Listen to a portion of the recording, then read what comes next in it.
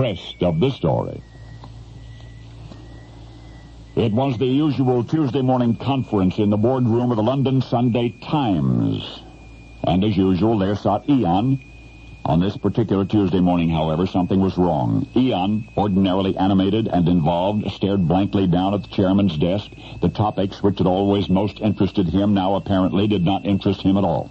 The discussion among the newspaper men turned to color printing. Roy Thompson asked Ian to comment. The latter did so, and yet with uncharacteristic reticence and detachment. Once again he stared vacantly. Dennis Hamilton leaned over, whispered gently in Ian's ear, "Are you all right?" Nobody else heard Ian's answer, but Dennis, now apparently more concerned than ever, took his friend by the arm and quickly ushered him from the room.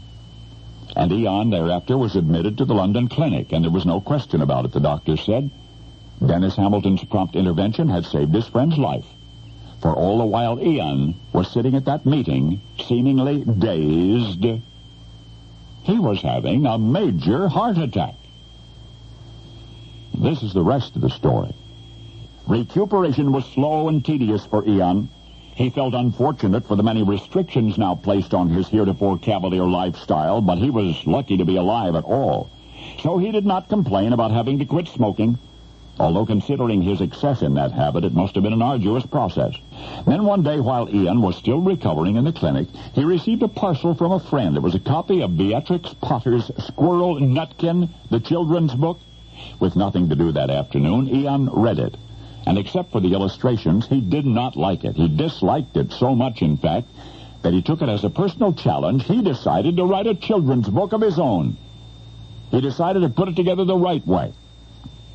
Nobody knows whether the friend who had inspired all this had done so intentionally, but the effect was therapeutic nonetheless, for as Ian proceeded with his gentle invention, a marvelous calm came over him, a peace which no other literary exercise had ever brought.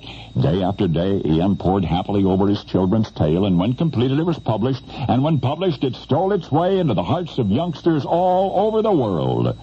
For inadvertently emulating the Teflon-coated character he had once created for adults, complete with intemperate drinking and smoking and risk-taking, author Ian had pushed himself ever closer to the edge of the abyss until he almost fell in. Remember then what helped pull him back?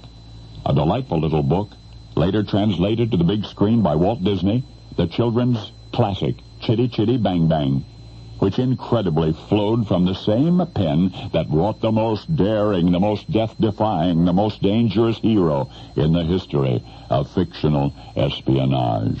For Ian was Ian Fleming, and it was he who wrote the fairy tales for grown-ups, Chitty Chitty Bang Bang. Those came from the same pen of the same author who created James Bond. And now you know the rest of the story.